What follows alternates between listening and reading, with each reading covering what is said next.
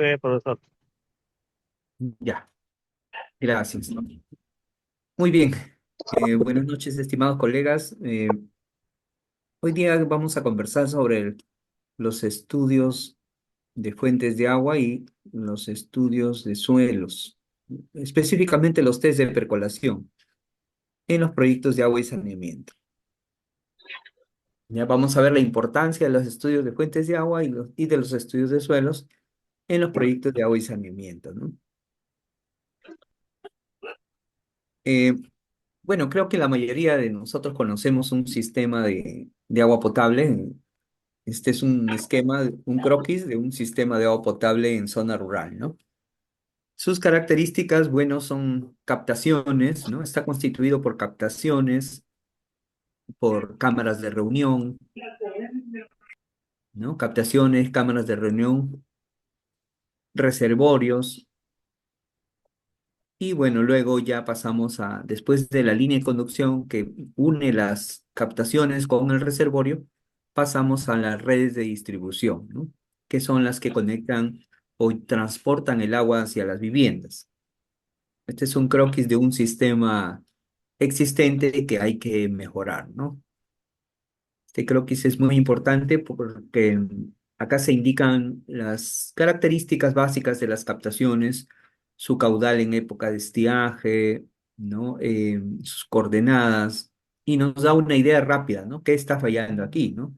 Por ejemplo, acá hay dos captaciones conectadas, ¿no? Este es un caso frecuente. No se deben conectar las captaciones una con la otra, ¿no? Sino a través de una cámara de reunión. Acá sí está correcta la conexión, ¿no? Conectamos las captaciones con una cámara de reunión, no captación con captación. Bueno, para esto nos sirve el croquis del sistema existente, ¿no? Para identificar dónde están las fallas.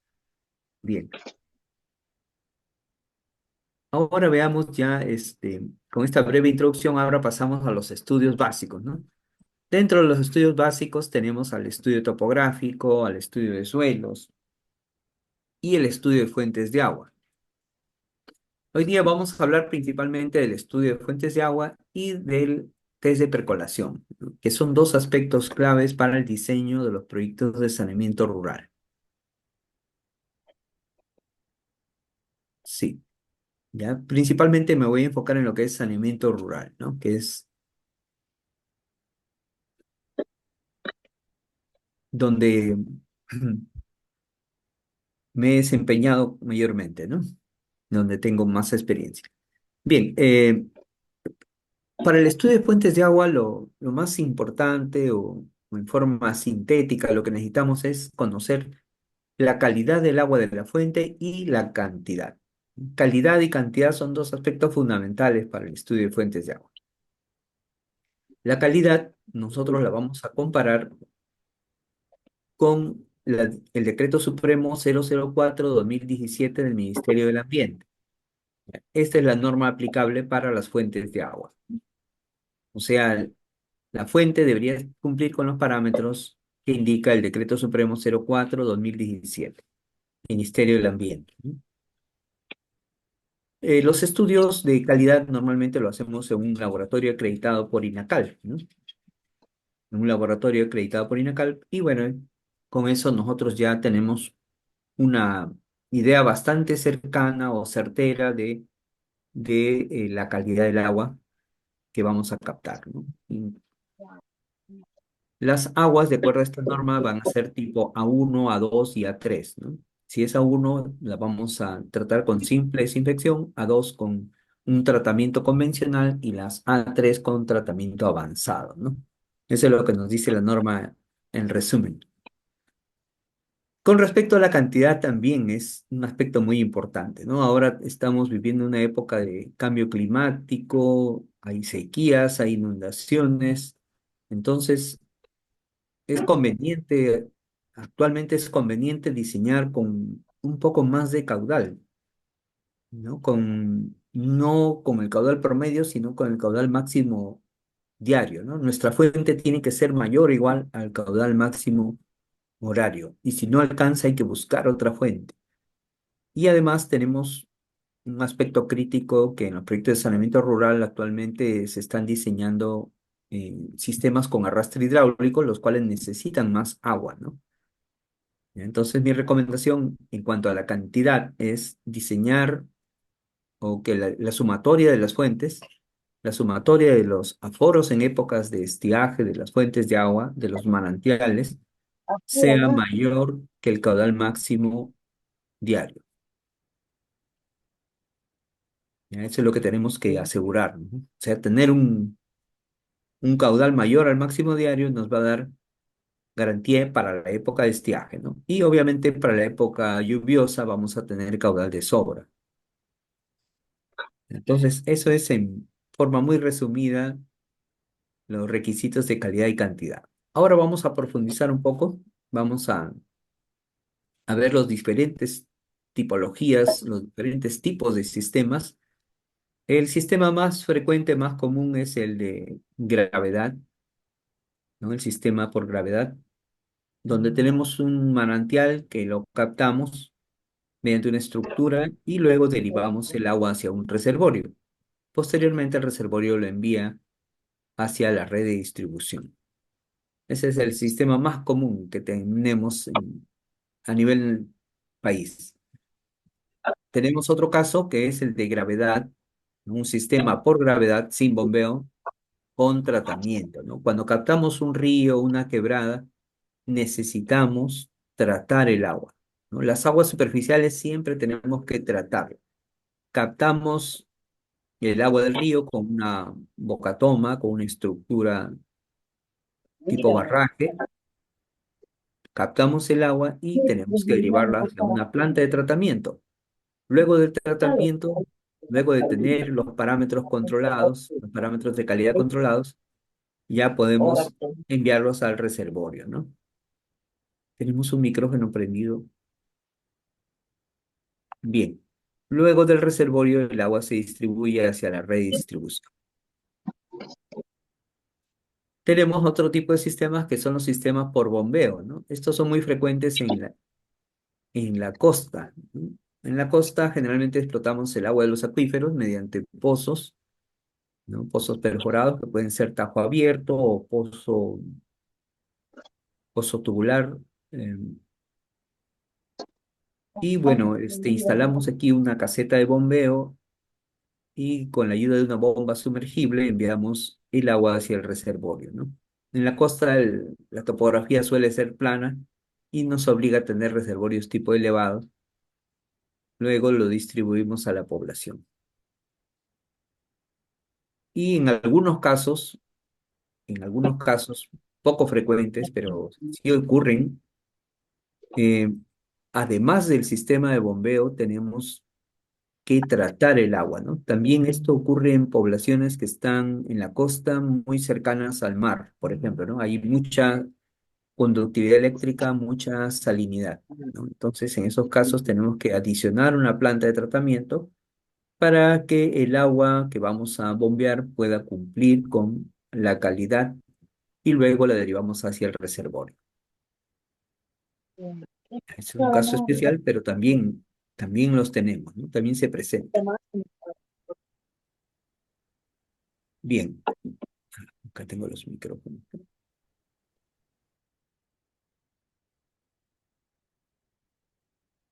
Ya está. Bien, estos son los casos más frecuentes, ¿no? Ahora veamos algunas imágenes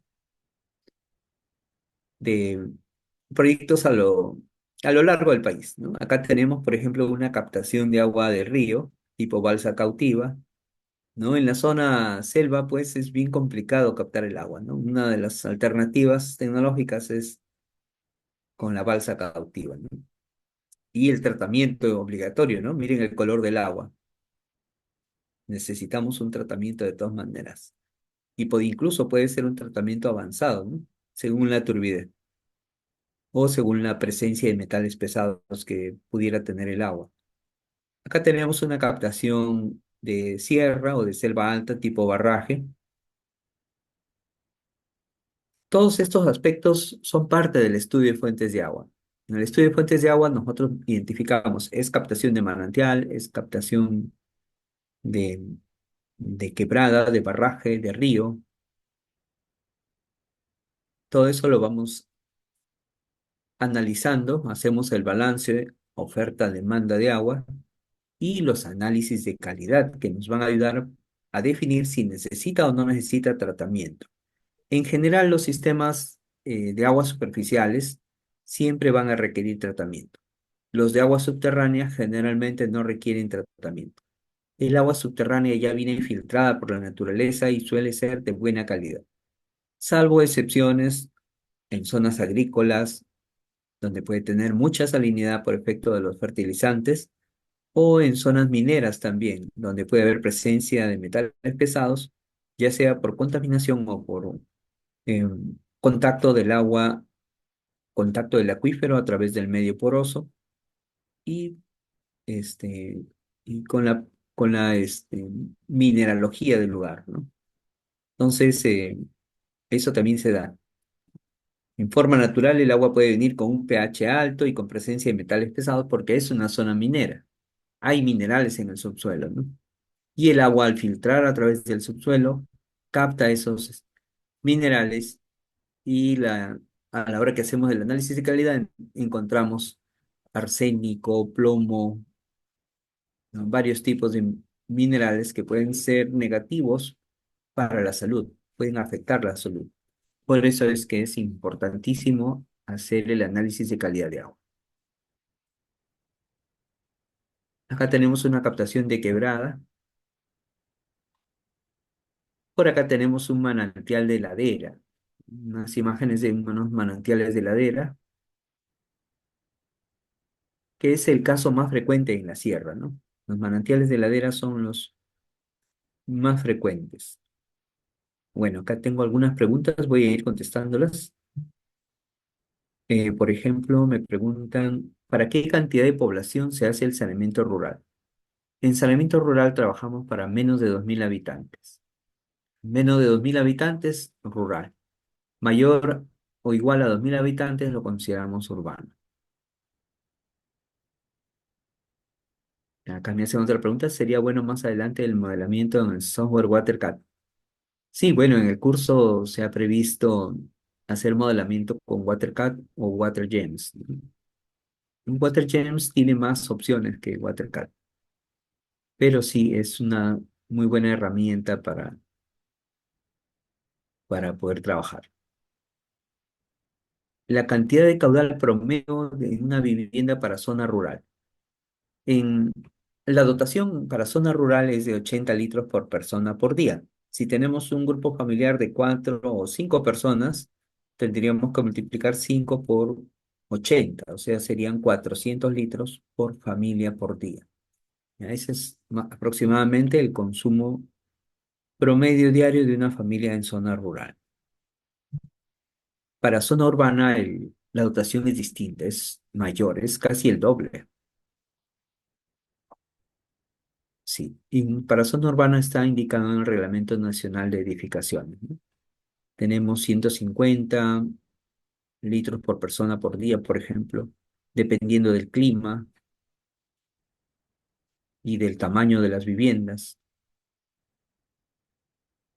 Y con respecto a los permisos, los permisos son la acreditación hídrica y en algunos casos, cuando ya está funcionando el sistema, yo recomiendo que tramiten su licencia de agua en vías de regularización. Bien, entonces en estas imágenes vemos las captaciones de agua en manantial de ladera y también tenemos los manantiales de fondo, ¿no? Esa diferenciación es muy importante, ¿ya? Porque el diseño hidráulico es totalmente distinto, ¿no? Lo vamos a ver a continuación. Miren, esta es una captación de ladera. En la captación de ladera, ¿no? Este es un corte, obviamente. En la captación de ladera el agua fluye, sale, gotea en esta zona, en el talud. Hacemos la excavación, limpiamos manualmente, sin el uso de maquinaria ni explosivo. Eso siempre lo recomiendo también porque podemos perder la fuente, ¿no? Generalmente el acuífero es muy delicado, ¿no? Entonces hay que cuidarlo mucho porque lo podemos perder. Captamos con excavación manual, colocamos un filtro y el agua va a ingresar por aquí, por un orificio, orificios de entrada, también le llamamos lloraderos, y por acá el agua del manantial de heladera ingresa hacia la cámara húmeda.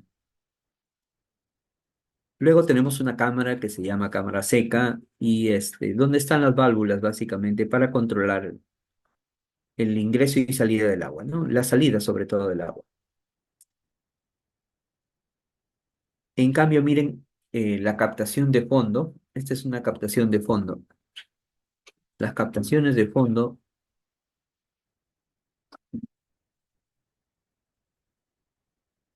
las captaciones de fondo, el flujo viene de abajo hacia arriba, ¿no? Tal como hemos visto en las fotos, ¿no? El agua viene de abajo hacia arriba. Entonces, yo como proyectista tengo que definir bien, ¿es de fondo o es de ladera? En la captación de fondo del agua generalmente presenta burbujas, ¿no? Acá hay una foto, pero bueno, acá no se aprecian las burbujas. En unos videos que tengo les voy a mostrar más adelante cómo diferenciar una captación de fondo, ¿no? El flujo viene de abajo hacia arriba y presenta unas burbujas. ¿Ya? Esa es la característica típica, digamos, de la captación del manantial de fondo. No podemos usar el plano de ladera para un manantial de fondo porque no va a entrar el agua, ¿no? ¿Ya? Entonces, por eso es muy importante definirlo en campo, ¿no? Identificarlo. ¿Es manantial de ladera? ¿Es manantial de fondo? ¿Ya? Hay que diferenciarlo en campo. A veces el manantial de fondo puede estar difuso, disperso, puede formar una especie de pantano. Allí la captación es un poco más complicada. Tenemos que hacer un tipo, una galería filtrante, ¿no? Pero hay que tener mucho cuidado con las galerías filtrantes, ¿no? La norma eh, nos dice que para galerías filtrantes no solamente debemos hacer un estudio de aforos, sino necesitamos hacer un estudio hidrogeológico, un estudio muy parecido al que hacemos para los pozos, para pozos subterráneos, digamos, para aguas subterráneas de pozo. Así, un estudio similar nos pide la norma para galerías filtrantes. Es decir, cuando el manantial es tipo pantano, ¿no? Para diseñar el sistema de drenaje que nos va a permitir captar el agua. Y otra recomendación práctica también es, dado que estos estudios son costosos, los estudios hidrogeológicos, yo también recomiendo a las municipalidades o a los proyectistas que mejor capten el agua, que la municipalidad ensaye, construya la captación, ¿no? Porque lo que va a invertir en la captación le va a costar quizá menos que el estudio hidrogeológico. Y tiene la ventaja de que si ya ellos lo construyen, la, la captación con recursos propios, digamos, tienen la ventaja de que pueden ver su funcionamiento, ¿no? Pueden ver dos cosas: la cantidad de agua aforando a lo largo del año y la calidad, ¿no? A veces en este tipo de captaciones el agua puede salir turbia y nos va a obligar a proyectar una planta, ¿no? Entonces, para minimizar ese riesgo de esa incertidumbre, por lo que no sabemos si vamos a captar agua con un parámetro de turbidez menor a 5, no sabemos si no va a requerir tratamiento, entonces para eso es bueno hacer la captación, ¿no? Construirla la captación. Bien, entonces estas captaciones tipo galería filtrante requieren estudio hidrogeológico, requieren control de niveles antes de su construcción. Bueno, dentro de los estudios de fuentes de agua, a veces encontramos captaciones existentes, ¿no? Como la de la imagen, ¿no? Encontramos una captación existente y bueno, vamos a tener que mejorarla, ¿no? Miren cómo está el lecho, el filtro, ¿no? El filtro está, está un poco destruido, ¿no? Acá debería haber una tapa en realidad, debería haber una tapa protectora, ¿no? Para que no se contamine el agua. Al final esta agua va a ir para consumo humano, ¿no? No puede estar expuesto. a la superficie, ¿no? Puede venir un animal, ensuciar, entonces no debe estar así, ¿no? Hay que proyectarle una tapa de metal o de fibra de vidrio que proteja adecuadamente a la captación.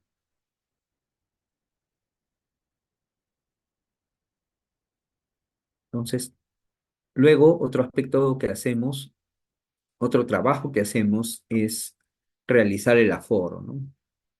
De acuerdo a la normatividad debemos hacer 5 ensayos, ¿no? Hacemos el aforo con un depósito de volumen conocido y tomamos el tiempo que demora en llenarse, ¿no? Este ensayo se tiene que realizar 5 veces e indicar la fecha de aforo. Eh, sí, también se puede usar tapa de concreto, ingeniero, correcto. Tapa de concreto, tapa de metal. Si usamos metal, el metal sabemos que se va a corroer, ¿no? Hay que pintarlo con pintura epóxica. La pintura epóxica es de muy buena calidad y nos va a garantizar que dure los 7 años de la garantía por responsabilidad civil, ¿no? De la garantía del contrato. ¿Ya? Entonces, usar pintura epóxica es una buena práctica para proteger a las estructuras metálicas, sobre todo por su cercanía al agua, ¿no? O por estar expuestas al ambiente. Bien, luego realizamos los aforos, ya vimos la metodología, caudal es igual a volumen sobre tiempo, y finalmente sacamos el promedio y tenemos un aforo de 1,73 litros, ¿no? Y aquí un aspecto muy importante, no olvidemos que existe una curva de variación estacional.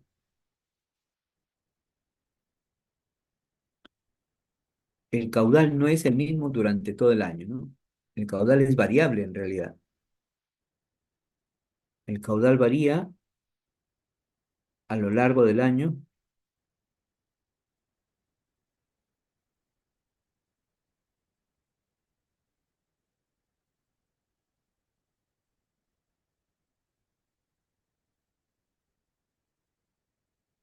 con una forma más o menos esquemática. Miren, así varía el caudal a lo largo del año. En los meses de enero, febrero, tenemos el pico, los caudales más altos. Luego, ¿no? Acá tenemos enero, febrero. En los meses de agosto, septiembre, tenemos el caudal menor. Esa es la época del estiaje.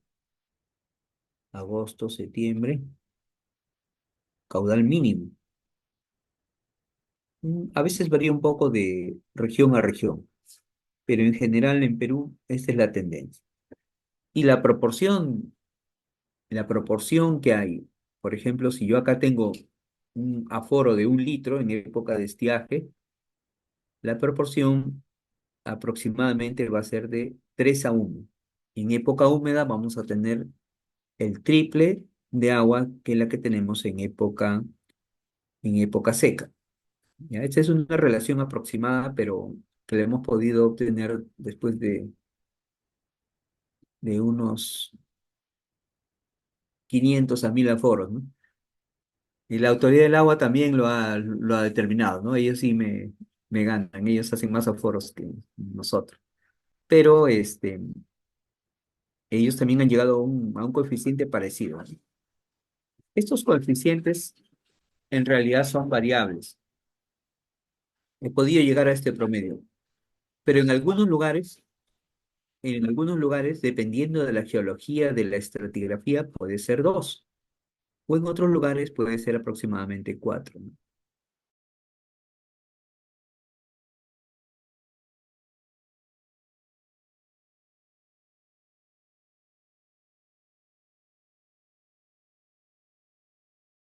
Agosto tendré 1 litro en época húmeda. Ya esto es lo que he podido comprobar en la práctica profesional, ¿no? En el mundo de los aforos.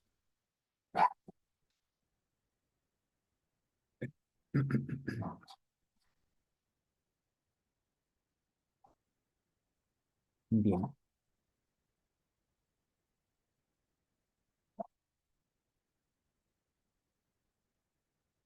Otro aspecto muy importante en los estudios de fuentes de agua es el balance oferta-demanda. Lo que hacemos es comparar la oferta. La oferta es cuánta agua me ofrece la naturaleza, cuánta agua me da la naturaleza. Y la demanda es cuánta agua demanda la población, cuánta agua necesita la población. Siempre hay que asegurarnos que la oferta esté por encima de la demanda. ¿Ya? Generalmente la oferta trabajamos con el caudal máximo diario. Perdón, la demanda la calculamos con el caudal máximo diario. Y la oferta tiene que estar por encima del caudal máximo diario en la época de estiaje. Eso es lo ideal, ¿no? Eso es lo deseable.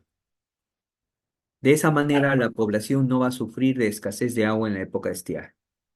Pero a veces también llegamos al límite, ¿no? A veces en la época de estiaje, el agua da las justas, ¿no? Y bueno, la idea en los proyectos es que nos tengamos más agua, sobre todo porque hay una tendencia del cambio climático a disminuir el caudal, ¿no? Entonces es mejor asegurarnos con más agua, de manera que cuando ocurra un problema, si el cambio climático nos afecta y llegara a disminuir nuestras fuentes, tenemos un margen de seguridad. En la siguiente imagen estamos viendo el muestreo de calidad de agua, ¿no? Con todo el protocolo en en un río, ¿no? Una fuente superficial. Me hacen una pregunta referente a si podemos estimar si el caudal va a disminuir en forma drástica en los años de proyección del proyecto.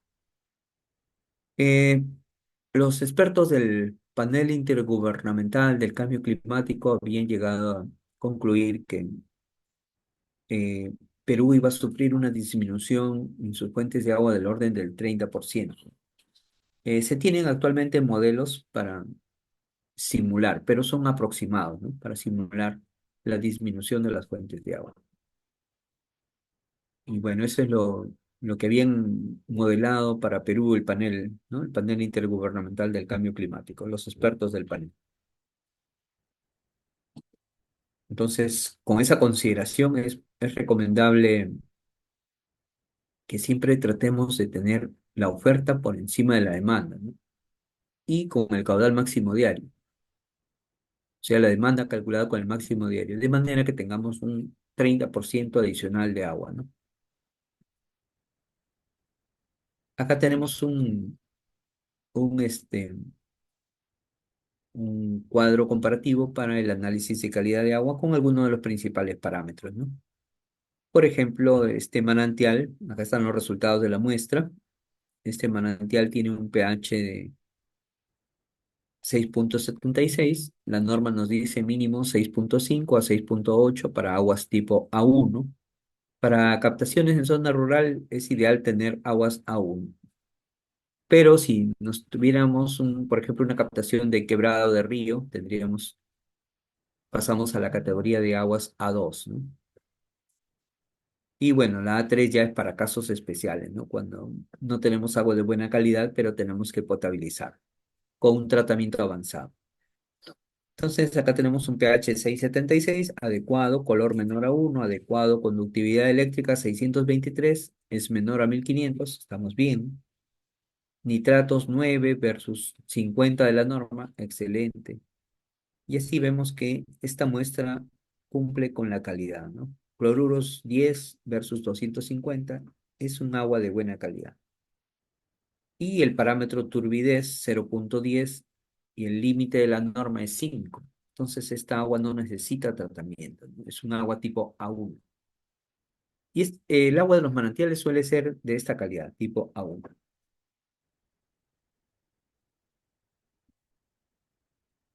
Entonces, en conclusión, ya vimos la importancia de de los estudios de fuentes de agua, ¿no? La cantidad de agua y la calidad son muy importantes. Puede definir la diferencia entre la viabilidad o inviabilidad del proyecto. Ahora pasemos a la parte de mecánica de suelos, específicamente a los test de percolación, ¿no? Los test de precolación son parte del estudio de suelos, pero su aplicación principal es el diseño de los pozos de infiltración o zanjas de infiltración. Para eso hacemos los test de precolación. Para poder, ¿no? Acá estamos en la imagen, estamos verificando un test de percolación, ¿no? Normalmente hacemos una excavación de 30 por 30, un cuadrado de 30 por 30 por 60 de profundidad. Y lo podemos hacer superficial o también en el fondo de una calicata. La profundidad de muestreo va a también depender si voy a proyectar zanjas que son de 60 de profundidad, 60, 80 de profundidad, o pozos percoladores que tienen una profundidad de 2 metros.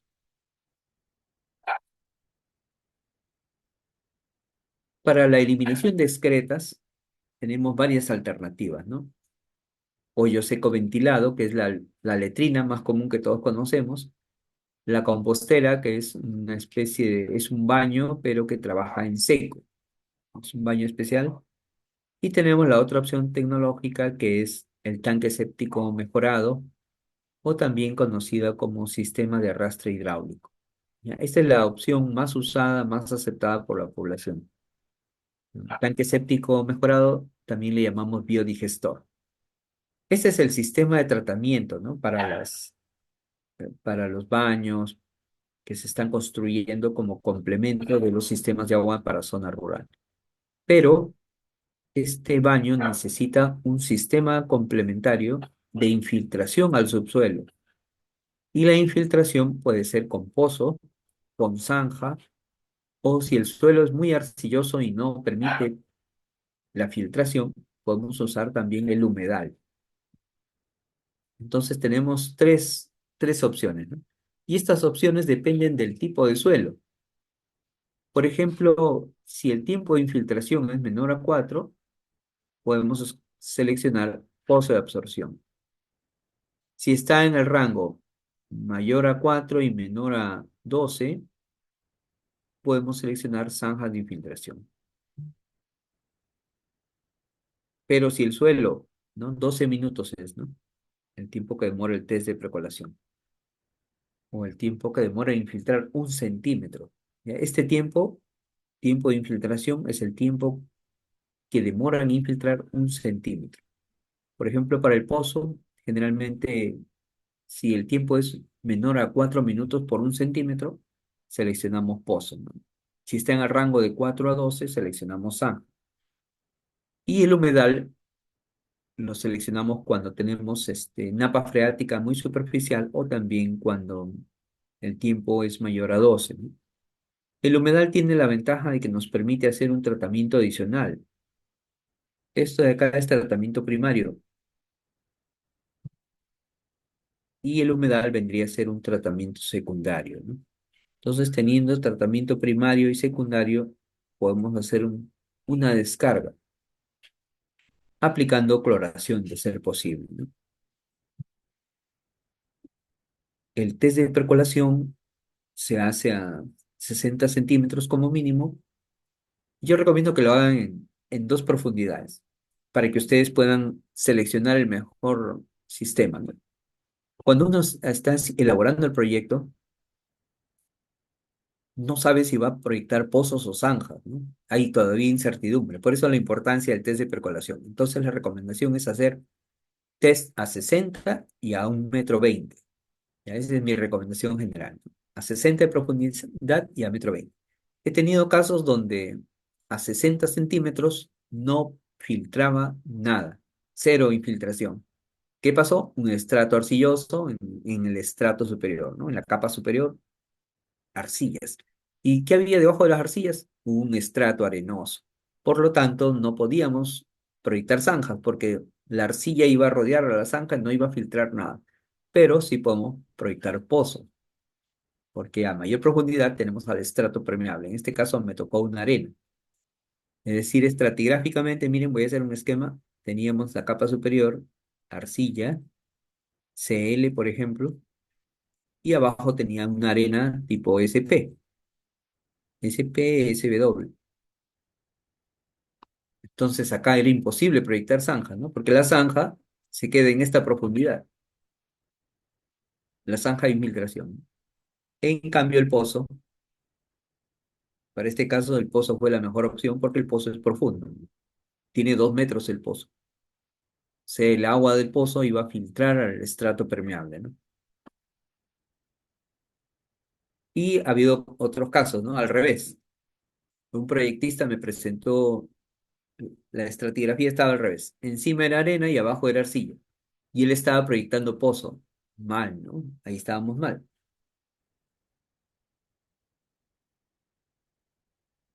Voy a esquematizar. ¿Qué pasaría si estuviéramos en la inversa? La arena SP arriba y la arcilla abajo. Ahí ya no funcionaría el pozo, ¿no? Porque el pozo no va a filtrar en la arcilla. Ahí convendría usar zanja, ¿no? Porque la zanja se infiltraría muy bien en la arena, ¿no? Y bueno, este es un criterio estratigráfico que complementa al tiempo de infiltración, ¿no? O sea, hay que hacer los test de percolación a diferentes profundidades, a 60 y a 1,20 m. Luego analizamos y tomamos la decisión, ¿va zanja o va pozo? Y aún así hay un margen de error, ¿no? Por ejemplo, si tenemos una comunidad de 100 familias y hacemos solamente 10 test de percolación, vamos a tener un margen de error, ¿no? Entonces, una recomendación es, en las especificaciones técnicas, indicar que se realice una prueba, un test de percolación antes de instalar el sistema, ¿no? A manera de verificación. Otra pregunta, ¿cómo medir el caudal con canaleta partial o vertedero? Bueno, para manantiales normalmente trabajamos con método volumétrico, con un balde y un tubo de 2 pulgadas o 3 pulgadas. Pero si tenemos una fuente de agua superficial, sí tenemos que... o- Generalmente se usa un vertedero, ¿no? Un vertedero triangular o un correntómetro digital, ¿no? Usado, sobre todo el correntómetro digital me ha gustado mucho, muy práctico. Una especie de bastón con su lectura directa, ¿no? De la velocidad del agua y aplicamos la ecuación de continuidad caudal igual velocidad por área. Hay que seccionar el área en ese caso, ¿no? Para aguas superficiales. Si el terreno es rocoso, ¿qué sistema complementario usamos? Muy buena pregunta. Yo ahí recomendaría humedal en terreno rocoso. O hacer de todas maneras la prueba. Podría ir con zanja de percolación también, pero pozo no. Para un terreno rocoso, no usar pozo de absorción. Yo he visto pozos construidos en terreno rocoso, ¿no? Terrible, ¿no? Todo el trabajote de la excavación para que no sirva de nada, ¿no? Entonces ahí podría funcionar zanja, pero hay que hacer la prueba, porque la parte superior del terreno rocoso suele ser un poquito más fracturada, puede ser una roca alterada por la misma naturaleza, ¿no? Y si fuera una roca maciza, sellada, digamos, que no permite filtración, sería humedal, la tercera opción, ¿no? Muy bien, a ver. Muy bien. Bueno, entonces, miren, hemos visto rápidamente la importancia de este tipo de estudios para diseñar adecuadamente nuestros sistemas de agua y saneamiento, ¿no? Acá tenemos las opciones tecnológicas más frecuentes. Acá tenemos el pozo de absorción. La otra alternativa es la zanja o el humedal, ¿no? A veces no hay espacio y tenemos que juntar los sistemas de infiltración al terreno y lo podemos derivar hacia un campo de percolación, cuando no tenemos mucho espacio entre vivienda y vivienda, ¿no?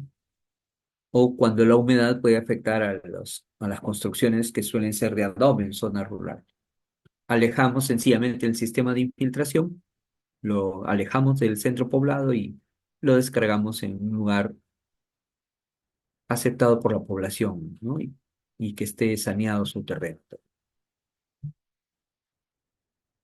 Sí, sí, sí, la cámara de lodo va perpendicular al tanque, ¿no? Por la abertura que tiene.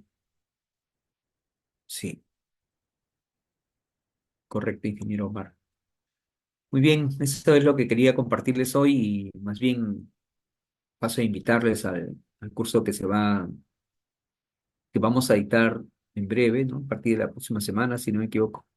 Vamos a estar ahí compartiendo experiencias de ustedes, conmigo y intercambiando ideas para poder realizar mejores proyectos, ¿no? En agua y saneamiento y poder contribuir al cierre de brechas. Muchas gracias.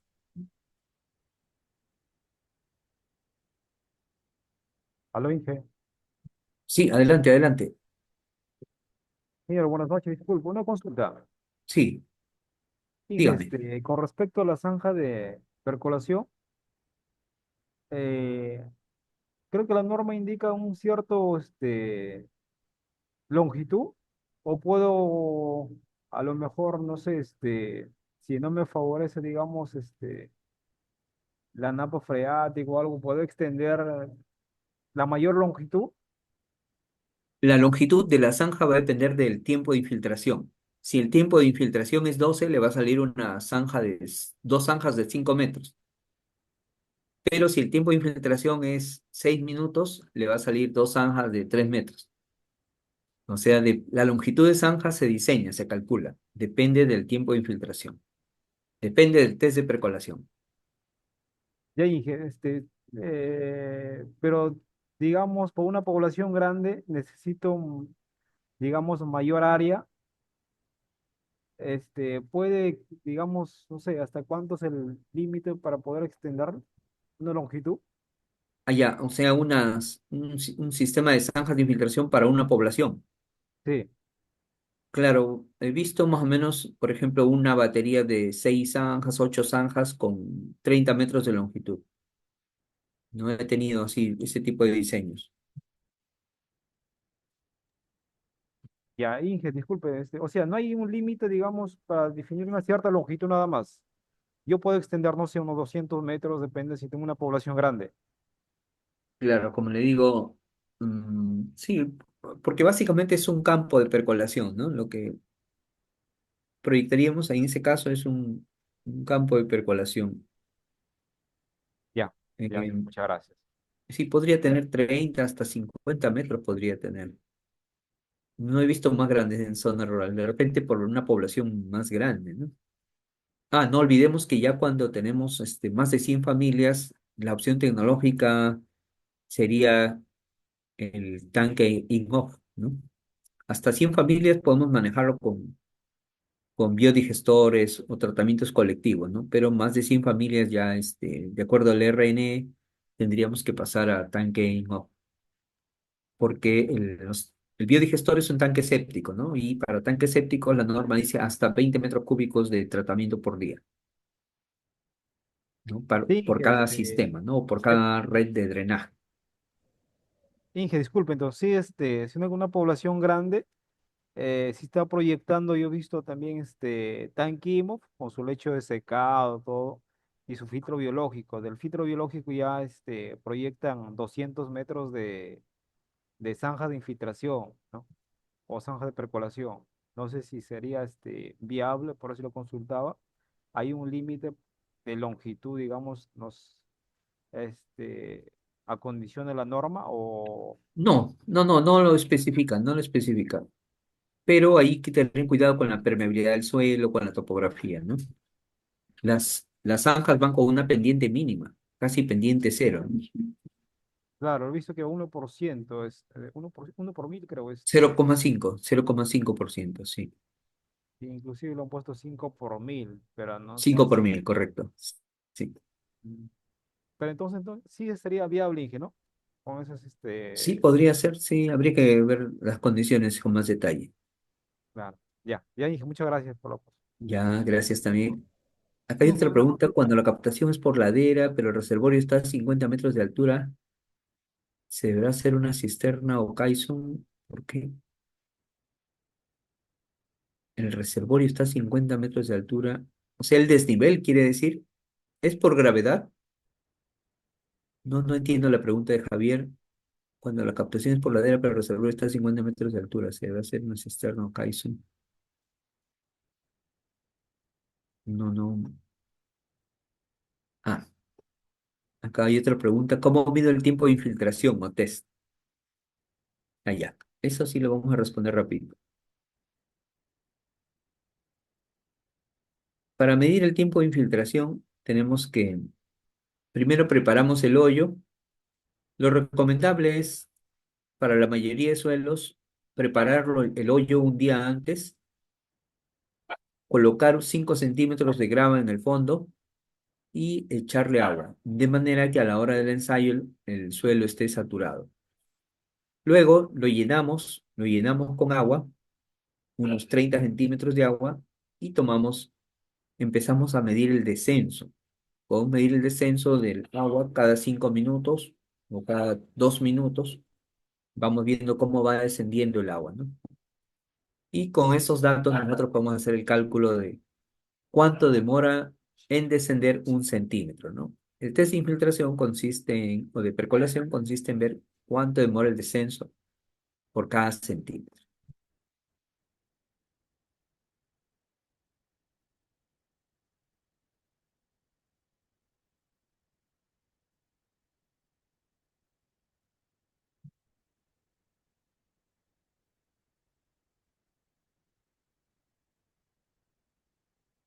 Para instalar pozos tubulares tenemos que hacer los estudios hidrogeológicos y dentro de los estudios hidrogeológicos tenemos los ensayos de geofísica y también lo ideal también es hacer una perforación, ¿no? Un pozo exploratorio. Actualmente tenemos muchas complicaciones con el caudal, ¿no? Hay mucha variabilidad en el caudal por el cambio climático, ¿no? Entonces es bueno instalar un pozo de prueba, hacer un pozo de prueba.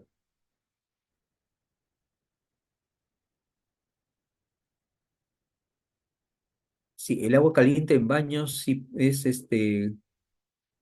claro, se ha usado en Puno, por ejemplo, ¿no?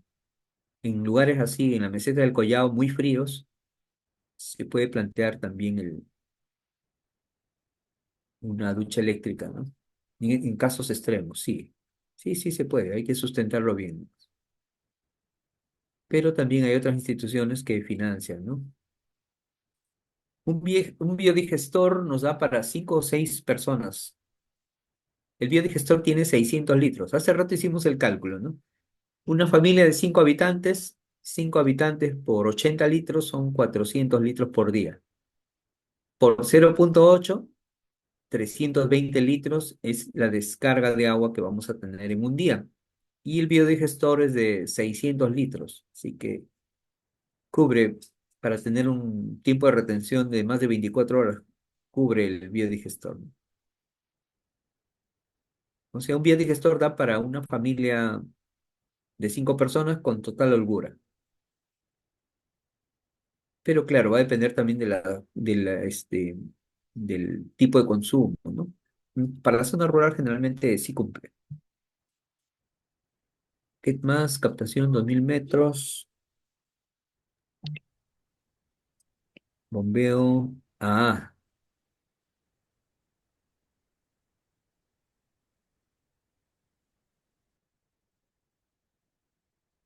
Ya, este es un sistema combinado de. Claro, el cisterna lo colocamos en la parte baja y sobre el cisterna instalamos la bomba, ¿no? Claro, para elevar así el reservorio. En los pozos exploratorios de 4 pulgadas normalmente lo trabajamos por costos, ¿no? Nuestro pozo definitivo sería de 6 u 8 pulgadas, pero el exploratorio se puede trabajar con 4 para no encarecerlo mucho. Y a veces otra opción es que la municipalidad haga construya la captación también, ¿no? Para asegurar el caudal, para asegurar la calidad del agua, ¿no? Para eliminar ese riesgo del proyecto. pero bueno, hay que ver los recursos. Lo digo porque los estudios hidrogeológicos cuestan caro, el pozo exploratorio cuesta caro. Si sumamos todo eso, le puede convenir más a la municipalidad construir la captación ella, ¿no? Asegurar la fuente y luego el proyecto es viable ya. Sin agua no hay proyecto de agua, ¿no? Sin fuente de agua no tenemos, es inviable nuestro proyecto, ¿ya?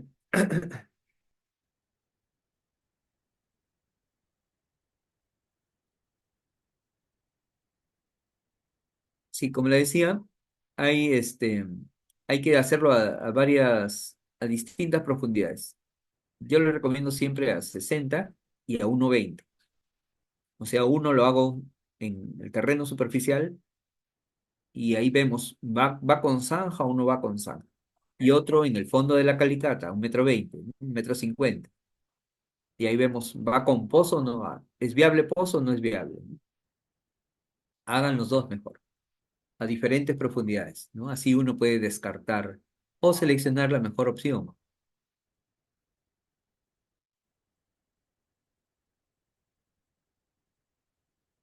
Eh, sí, ingeniero Pran, sí, bueno, hay sistemas por bombeo, ¿no? Los sistemas por bombeo en realidad sí, sí se aceptan, están en la norma. El problema es la operación y mantenimiento. Hay que ver que la población pueda cubrir los gastos de operación y mantenimiento, ¿no? Y ahora tenemos sistemas híbridos, ¿no? Sistemas que funcionan con panel solar.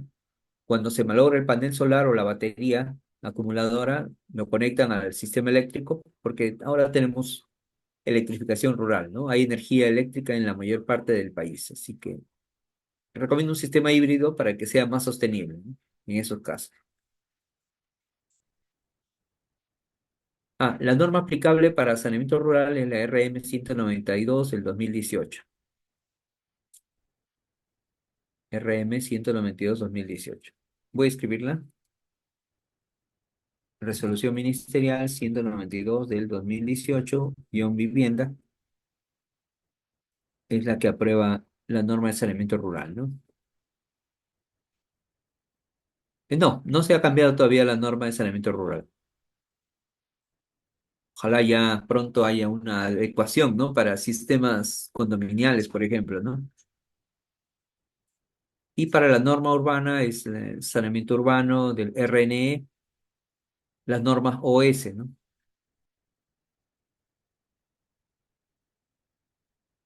¿Qué se puede hacer cuando la tubería de la zanja de filtración se tapan los orificios? Eso sí es un problema.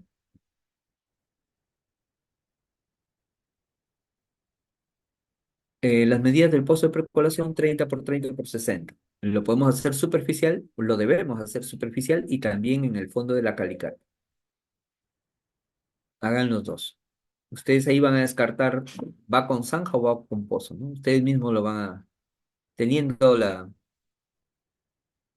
exploración hecha, las dos pruebas hechas, ustedes van a decidir con total certeza, ¿va pozo o va zanja? Ah, sí, estas son para viviendas unifamiliares, ¿no? Si tengo un campo de percolación, puede ser que necesite más profundidad inclusive, sí, para un sistema condominial, digamos. Muy bien, creo que ahí nos quedamos ya porque tenemos que dar pase a 100% ingenieros. Adelante, adelante, 100% ingenieros. ¿Qué tal, ingeniero Juan? Sí, adelante, Por adelante. ahí, cada- sí, a ver, por ahí sí me escuchan, perfecto. Sí, Agradecerle, ingeniero Juan, por la capacitación del día de hoy. Y como ya comentaban, pues por ahí hay bastante interés, veo. Esta es solo una introducción a todo lo que vamos a ver en nuestra especialización de diseño hidráulico de redes de agua y saneamiento rural. Estamos iniciando ya este 4 de marzo. El horario son martes y jueves de 7:30 de la noche a 10:30. Vamos a ver todos los procesos claves para la gestión, diseño y modelamiento hidráulico necesario para proyectos de abastecimiento de agua y saneamiento rural. Así que es un curso súper, súper interesante. Por ahí nos están consultando. Sí, miren, les comento que el día de hoy, por la demanda también que tenemos en el curso, de hecho estamos ya cerrando las inscripciones. La inversión del curso es de 625 soles, pero ahora mismo solamente para las 7 primeras personas que se comuniquen con la asesora y desean realizar su inversión el día de hoy en vivo, su inversión sería solamente de 515 soles, ¿ok? Solamente para las 7 primeras personas que se estén comunicando. Estoy enviando ahí justamente el link para que se comuniquen ahora mismo con la asesora. Referente por ahí, si me comenta, Ronaldo, ¿tienes la facilidad de pago en cuotas? Claro que sí, tenemos el pago con tarjeta de crédito. Entonces, ahora mismo pues estamos derivando para que ustedes puedan generar su inversión sin ningún inconveniente. Voy a pausar ya la grabación